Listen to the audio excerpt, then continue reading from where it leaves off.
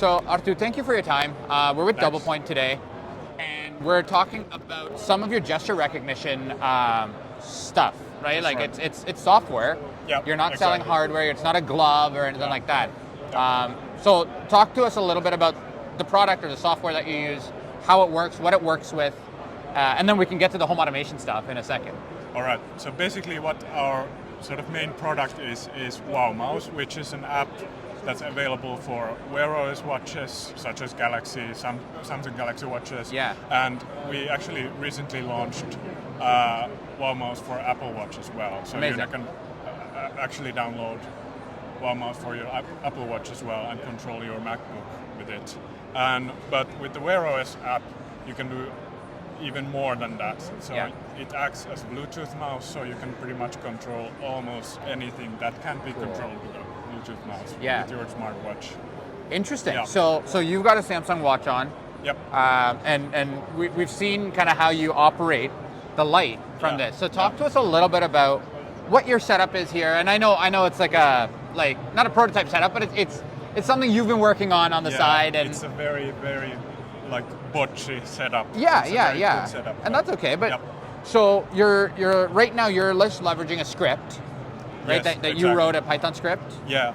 So I wrote a Python script that connects to the watch over Bluetooth and receives sensor data from it, and also the gesture events, and we can use that data then to basically control the light. So when I tap, we can turn the light on and off. Yeah. And when I move my hand, there's some sensor data that then indicates that the color or the brightness has to change in a certain way.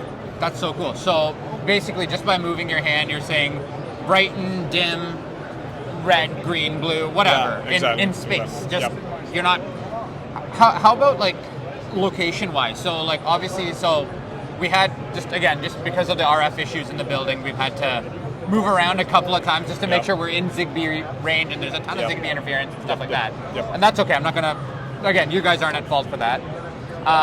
But with that.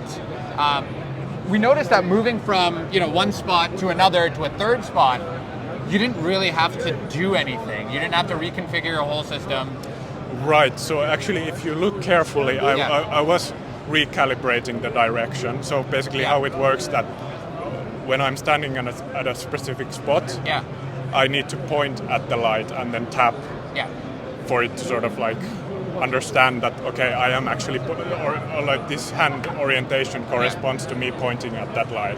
But then after that, I could just freely move my hand around, and it will remember what it looked like when I'm pointing at that light. Yeah, exactly. So the gesture control in your script right now would look like, hey, okay, I'm talking to this light, click, and then now this light knows that, hey, you're here to talk about this one particular light in question. Yep. Amazing. Yep. And then, so beyond that now, before we get to that, obviously our listeners are like, okay, this is cool. How much is it? Where do I get it? Blah, blah, blah. Yeah. So there's some cool news on that front. So let's start with how much is it? How much does the software cost from Doublepoint? So it's actually free. You can download Wow Mouse for free on the Play Store and now also on the App Store. That's so cool. Yeah.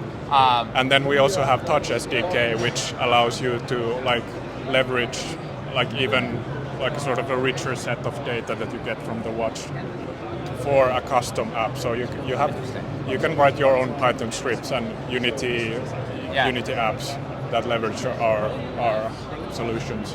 So that's cool. We were talking to your CTO Jamin a little earlier, off camera, but we were talking about the Home Assistant kind of side of this too, right? Right. So where do you see this being applied, or how do you see this being applied for a typical Home Assistant user?